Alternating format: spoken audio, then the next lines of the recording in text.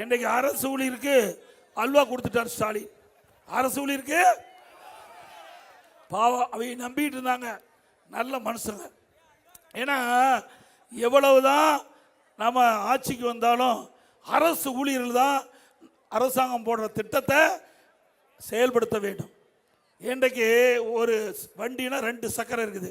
ஒன்று ஆட்சியாளர், இன்னொன்று அரசு ஊழியர். 2 சக்கரம் சரியா இருந்தால் தான் இலக்க போய் அடைய முடியும். அப்படி அரசு ஊழியர்கள் திமுகவை நம்பி இருந்தாங்க. எப்படி திமுக என்ன சொல்லுச்சு?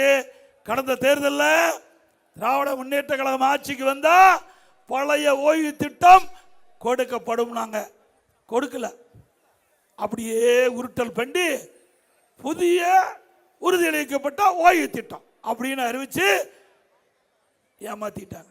திமுக பொறுத்த வரைக்கும் படிக்காதவனையும் ஏமாத்துறாங்க, படிச்சவனையும் ஏமாத்துறாங்க. ஏமாத்துறதுக்கு பேர் போனவர்கள் திமுக கட்சிக்காரர்.